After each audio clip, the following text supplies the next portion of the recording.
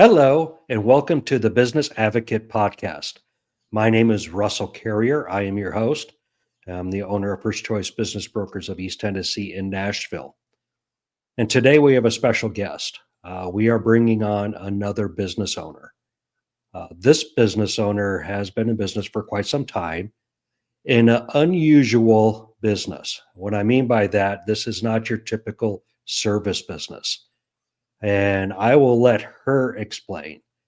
So welcome, Ilke. Thank you. Thank you so much for having me. Absolutely. And Ilke is with Paradise Hills Winery Resort and Spa in Blairsville, Georgia. Yeah, if anybody knows where that is, but Blue Ridge is more recognizable because of the Blue Ridge Mountains. We're right Absolutely. Beautiful area. Absolutely gorgeous.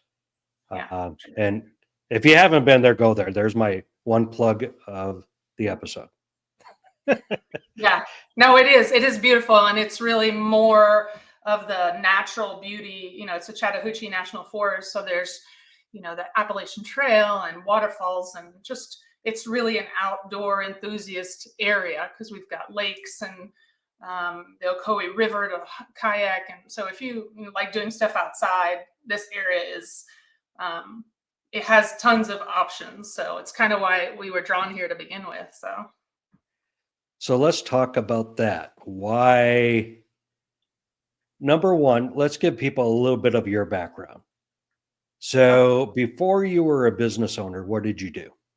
I was a certified law enforcement officer. So I was a criminal investigator, a defensive tactics instructor for the Collier County Sheriff's Office. So in Southwest Florida, big change. Okay, so the Naples area. Yeah, Naples, that county. So Naples has its own PD, but with the Sheriff's Office, it encompassed the whole county, which is the largest county in Florida and has very affluent areas, but also very farm, migrant areas. And then part of Miami, because we're right across, Naples is right across Alligator Alley from Miami. So we had a lot of Hispanic and Haitian community pockets. And so it was pretty diverse for Florida. Very good. So how long were you doing that? I was at the sheriff's office for about 6 years. And before that, I was in New York City doing private law enforcement. Okay. So I've been in law enforcement for about 10 years total when I add it all up. Excellent. So how do you go from law enforcement to business owner? Was this something that you were thinking about doing, or is it just something that happened? It's definitely not something that happened. It's I think that on some level, the pieces at the right time, when you're fueled, your ambition, that flame of ambition is high enough, the pieces fall into place and you take the action. But that flame, that what I call like the flame of entrepreneurship, was in me from when I was little. I can remember being in first grade and thinking about what am I going to call my business? And so I had this little flame. And so and we all have the flame of something, right? And then as things happen, either moving away from pain points where you're doing something you don't like, or the system is difficult to work in, like in law enforcement and government, as that flame gets fueled somehow, when it's big enough, you just do it. You don't even actually think about how I'm going to do it.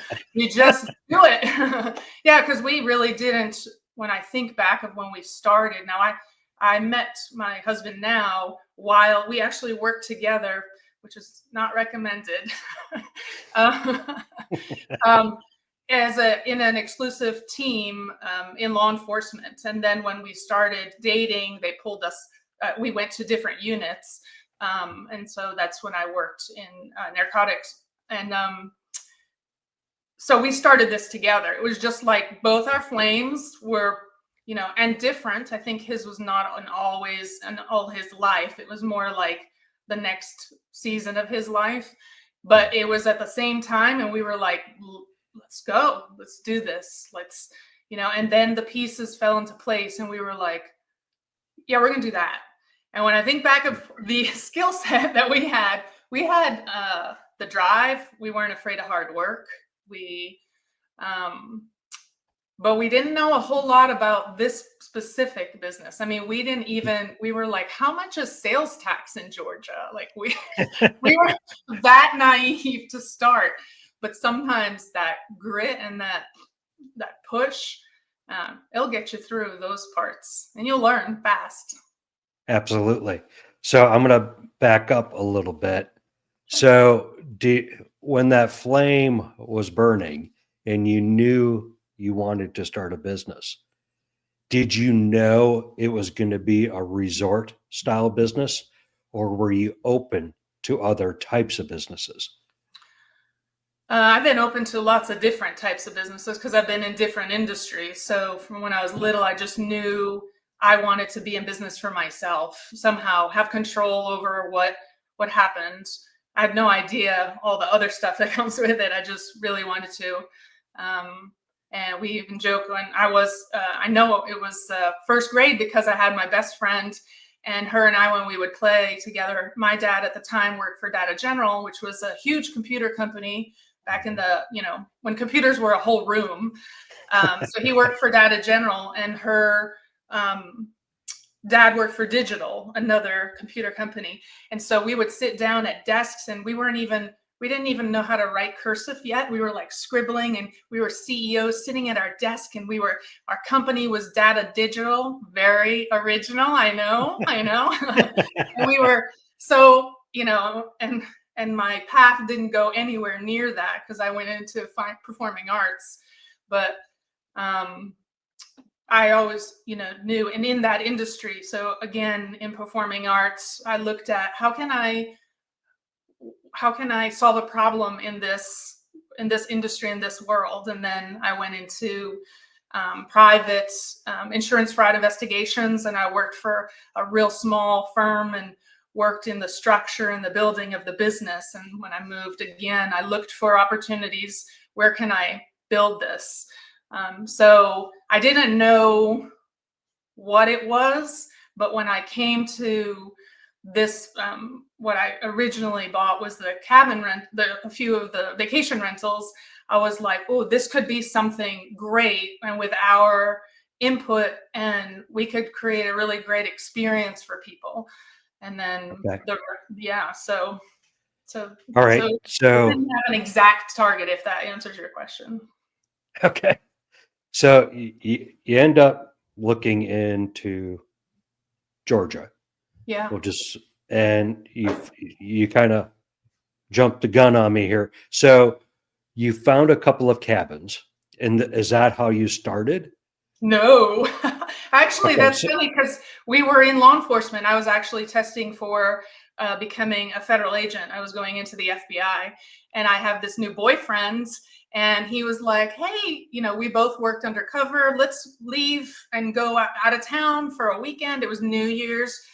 We're going to rent a cabin in the woods and, just hang out and do outdoor hike and do those things.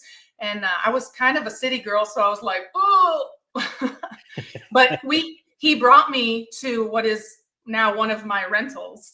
So he brought me here for New Year's Eve as a couple. It was our getaway where, nobody knew us and we could just relax and enjoy being outside and hiking and doing that stuff. And it was in that experience that we sat around on the porch going, I think we could do this. We could do this. So we started looking at real estate, and being, relatively close to retirement for him. He was like, well, we could get a piece of property and then, in 5 years build it. And so the conversation started, and then we got in the car, drove 750 miles back home. And all we did was talk about how we were going to find our way to get up here. And in the beginning, we became very friendly with the owners at the time. They were a husband-wife couple also. And in conversation, we asked her, hey, where's this city? It's called Ellijay. And she said, well, why? And I said, well, there's property over there, and they have actually like 2 little rentals on there. And we thought we could do some income producing and, offset some of those expenses. And she was like, everything is for sale. If you want, we can talk. And I think at the time she had no expectation that we would ever, because so many people come up here and they're like, oh yeah, this is what I want to do. I'm going to do this in my retirement. So she probably had, just like I do now, tons of people on the regular telling me I want to do that. But then we went home. That was New Year's. We went home, talked about it, talked to her. From beginning to end, July 1st, we retired from our jobs. We closed on the deal. We packed all of our stuff, said goodbye to our friends and family, and moved with our U-Haul to Blairsville in 6 months. That's awesome. Yeah. So you made up your mind. You had plenty of conversations about it. Yeah. That flame was very stoked at that point, I would imagine. Yeah. It was, we were on fire. We were ready to go, and we were going to make it happen any way we found. I think it's never the resources that stop people from doing stuff. It's the resourcefulness. Because when I look at that, we had a huge amount of money that was for our down payment was going to come from the house that we lived in. And at the very last minute, that house underappraised, and a buyer from New York, it was finagling. Needless to say, we were a good chunk of change short. And we were like, oh, now what? What are we going to do? And we found a way. We became very resourceful to make it. And that's what it takes. Mm-hmm. Absolutely. Yeah. So describe what you purchased then at the very beginning. In the beginning, we bought 8.5 acres and 8 one-bedroom cabin rentals. Okay. So describe what you have today. Today, we have 14 vacation rentals ranging from 1 to 4 bedroom. We have a farm winery with vineyards, a winery production organization where we make our own wines. We have a full service European spa. We have a bistro restaurant where we cater events, so we're an event venue. And we have a satellite tasting room also in Blue Ridge. So we've grown considerably, both in acreage and just in amenities and businesses for our guests. How many total acres do you have now? About 40. Okay, so you went from 8 to 40. Mm-hmm. Yeah, in pieces. Well, and so how long did it take you? 23 years. Okay, I'm still growing. So this didn't happen overnight? No, not even close. And it happened not very linear either. My growth was not this way, which is how we all think it's going to be, is from point A to point B. It was up and down and up and way down and up and down to where I am now. So. Okay, so you experienced the roller coaster. Definitely. Okay. Yeah. So and the reason I'm asking this is I talk to a lot of people who are looking to buy a business. And when I start asking questions, they all expect the business to skyrocket and it's going to be extremely successful and it's going to be an overnight success. It took you 23 years to build your resort to where it is today. Mm-hmm. Was it easy? No, God, no. Not even close to easy. And oh God, no. And there were many times along the way that I was like, why do we do this? And why? And daydreamed and fantasized about working a 9 to 5 where I could punch my card. And I had the confidence that on Friday there was going to be a check in my account. But I'd be a horrible employee, because as soon as somebody said your lunch hour's up, I'd be like, what? Like, no way. But I couldn't, I obviously, from my background, my other careers I have had, I'm not happy not growing. Like, it's part of being an entrepreneur. Like, I think that word is used a lot now. Like, they even have degrees for entrepreneurship, which blows my mind. But an entrepreneur it's a way you are. Like, you can't but think of ideas on how to improve something or create something or build. It's like a creator um, trait in you that you can try and subdue that, but it won't work well. And there's another part of that too. There's a lot of business owners that are not that way, which is fine. Also, there's not, I think, a negative in that. You can run a business, be a business owner, and just you're making your own job, pretty much. So I think there's a version of that's for a lot of people too. My local donut shop, Brandon, there, he's like that. He inherited it. He's got his job. He works hard and he puts everything into it, but he doesn't have the creator part. That to me is the entrepreneur part of it. So yeah. If you had to take a look back, so it's been 23 years. Talk about, let's keep it, I'm going to say simple, but I know it's not. 3 successes that you've had that allowed you to propel this business forward.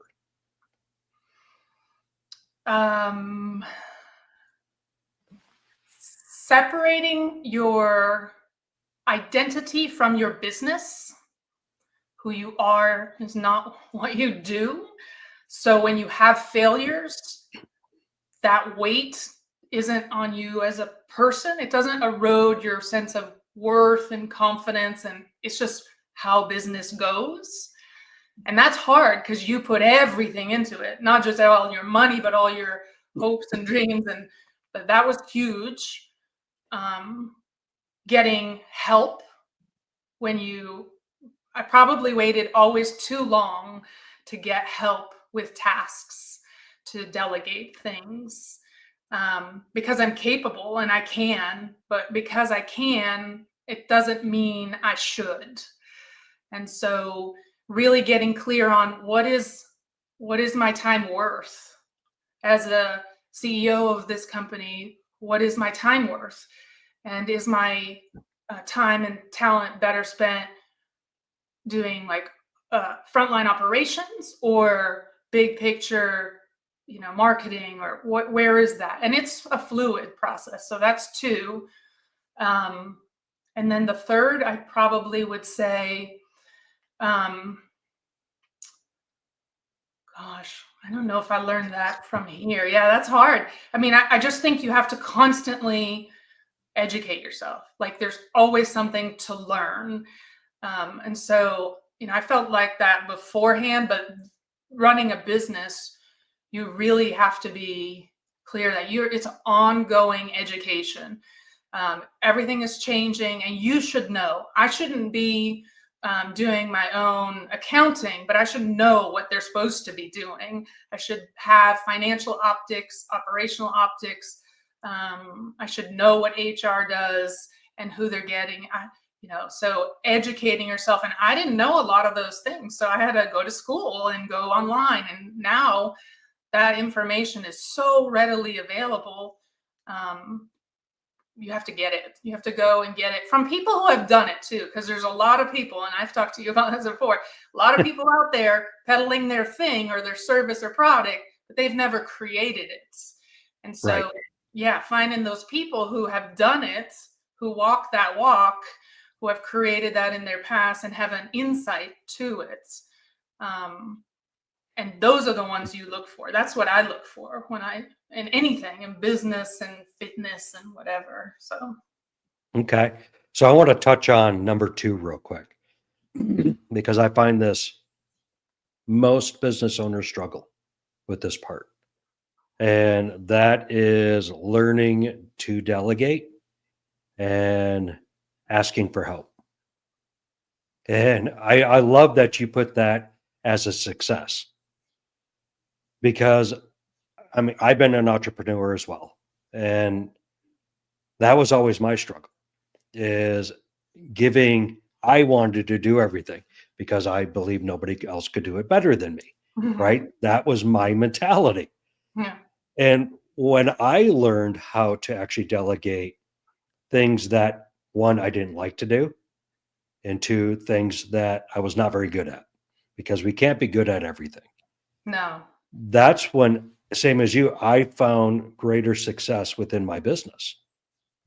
So I love that you brought that up. I think that's key. It is. It is. And if you ask my kids, they'll tell you that I have no problem delegating stuff. Or my husband, he'll be like, she can delegate anything, no problem.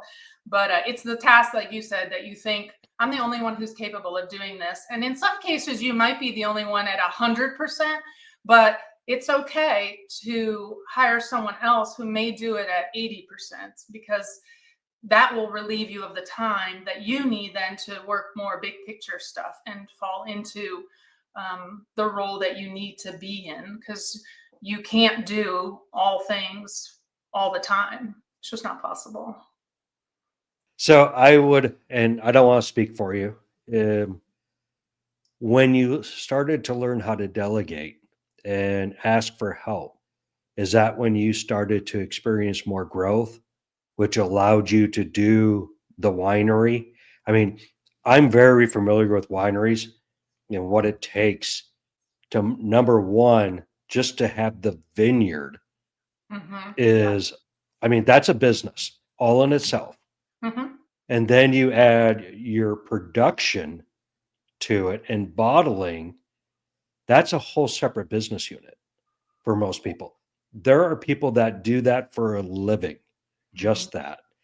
And then you went the third step, and now you have a tasting room. So now you're actually delivering your product to the public. So you're doing retail.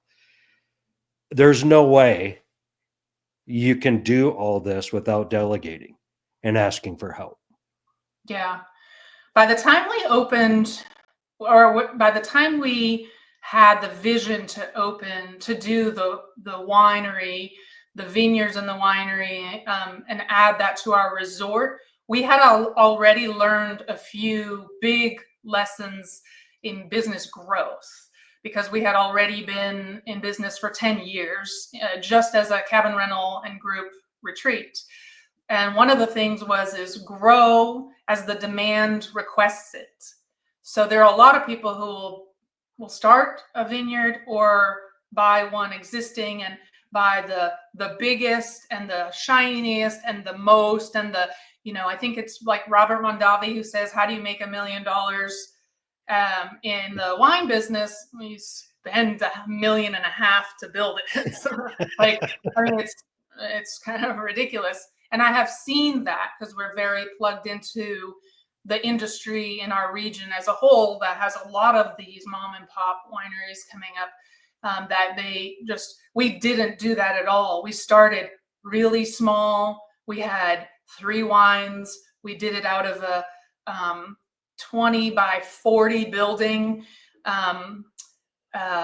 We had like 4 tanks. We had a manual Italian corker, a manual label, like literally labeling the bottles. I mean, it was handcrafted, to the T. We touched that bottle probably 17 to 20 times before it went out to the customer. We did that all. And then as we got more and more, we grew. Then we bought the automatic bottler, the automatic labeler, the automatic. And then it was one of the biggest blessings in that process is that I'm married to a person that isn't run by fear of failure. And so he was like, okay, I'm going to grow grapes. We're going to do this. Like, I've grown foliage and like bushes and stuff, but never mind. So he educated himself. He went to school, plugged into consulting people to other winery owners and been like, hey, I'll be free labor, any way to gain knowledge. And we started with one little plot, and then the following year did another, until the threshold reached a point. And then we hired our vineyard manager, who came with 10 years experience. And now we're seeing, because that takes time, the fruits of that labor, literally. The crops with somebody who's, like you said, just dedicated to that only, it exploded. But it's based on the demand. Like, we didn't out the chute, do thousands of cases of wine. We just made it, sold it, made it, sold it. Real simple. Yeah. And grew it from there. Yep. Supply and demand. Yep. That's it. Awesome. That's it. So we talked about 3 successes. And I know business owners don't like to talk about this part. Let's talk about 3 areas where you may have struggled, or I hate to say failed, but learned from a mistake. Yeah, I failed many times. Lots of it, but we all are going to fail. Like, that's not a maybe you will. If you're in business, you will fail at stuff. The way you handle your failure, that defines the people who pack up their stuff and go home or grow and succeed. And I look at failures as my opportunity to learn. Like, I call it failing forward. Like, you've got to lean into that and be like, "Ooh, I did really bad." And one of the number one places is in financial optics, in money. It's not a car or or your savings account, or I had pretty good financial intelligence, but not as a business owner. And so in the beginning I struggled, and there wasn't a lot of resources at the time for me to find some guidance in the financial part of that. And I got some bad advice multiple times that were the foundation of what I made my decisions on. And so that hurt. That hurt. Okay. That's number 1. What's another one? Another failure. I think financial is the big one, because not paying myself in the beginning was huge. It's not just the actual paycheck, but it's the recognition of you as being part of this entity, separate from yourself. When I mentioned before, making yourself separate from your business. So, if it doesn't do well, if you're in a business that doesn't make financial sense, you shouldn't keep going. And to stop that's really hard. Even for me, many times I was like, do I keep going? Do I not? Do I keep going? Do I not? So you learned from trying to do it all, being 100% available, to be able to separate that and keep some personal time for yourself. Yeah. So that's what you learned from that. Yeah. I had physical. It wasn't even that I had like this great epiphany in one of my Zen meditations. It was like somebody hit me with a frying pan. I had health issues come up, and I had to go through, it was heart palpitation, all kinds of stuff. And I was like, what is happening? And I'm very healthy and strong. And I thought, oh, what is this? And in the process of going through, the medical system, it was like, it's just stress. Believe it or not, it is just stress. And let's talk about something specific, like marketing. Did you know marketing? Did you make any mistakes in marketing when you first started out?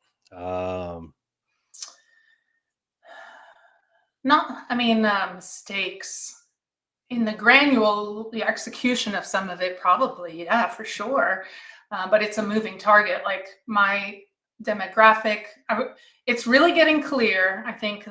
So I'll back that up and say I do have a creative part of me. So as a previous artist, performing arts and visual arts, and so I get a little bit of that. So that was like, it makes me happy to get on and do marketing and advertising, and I really enjoy that part of it. But in the process, I had to get really clear of who I am and who I speak to.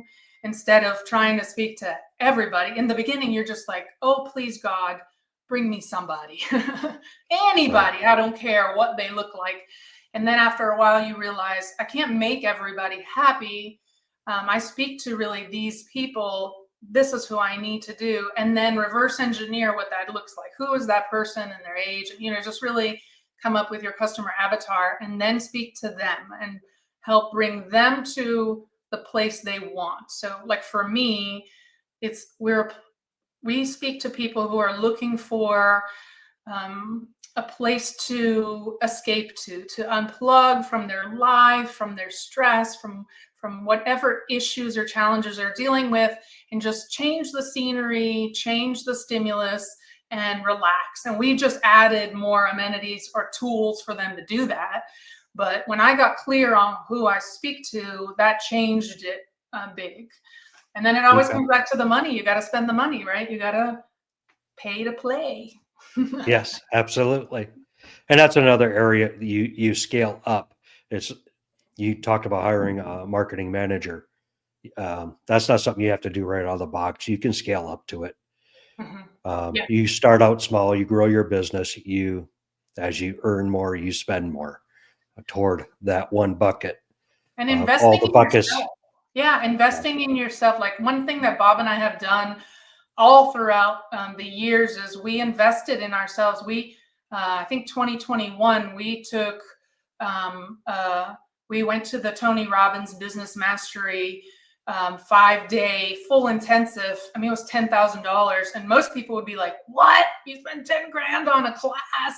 And I'm like, yes, because I know that I invest that money, I'm going to learn and get insight on what I need to do to scale to my next level that will bring me at a minimum 3 times that within the first year. Okay. So we're at the 38-minute mark. And normally we try to keep these right around 30 minutes. So we are going to tie this off a little bit. What advice would you give to people looking to get into business ownership? A quick 30-second, what is the best advice you could give somebody? Make sure that your flame is burning high. Like, you've got to know it's hard work, lots of struggle, lots of challenges, lots of ups and downs. But if it's really what you want, that flame is burning high, the benefits of that are better than anything. To me, the freedom to build your own future, to have control over what that looks like, your life looks like, is worth every struggle, challenge. Every afternoon I cried on my keyboard because I didn't have enough money or enough people, or it's so worth it. And so understand that today we have this society that posts and we have it's not a negative, but we have these platforms that show you all the shiny things, the successful businesses, the quick fix, the plane, the car, the lifestyle. But for the people, the LeBrons, all the high achieving, but not all that it took to get there. And so really understanding it takes being a different person, showing up in a different way to reach those levels of success. Okay. So hard work, Yeah. dedication, and time. Grit. And grit. Definitely grit. Grit. You need a lot of grit. Ilke, thank you so much for being on the podcast. We greatly appreciate it. If people have questions or would like to visit you at the resort, how can they do that? Well, you can go on our website, which is paradisehillsga for Georgia.com. And all of our information's on there, and our toll-free number if you want to call, if you want to get away from life for a couple days and enjoy the mountains, especially now that spring's going to be right around the corner. It's just, spring is my favorite time up here because we're busting out of some of the cold stuff. So thank you very much. Thank you everybody for listening. You've been listening to the Business Advocate podcast. If you would like to see what we actually look like, you can find us on YouTube under the Business Advocate podcast. So thank you very much. Again, my name is Russell Carrier, and stay tuned to our next episode. Please hit the like button and subscribe, all those things that you're supposed to do. So thank you again. Have a great day, everyone.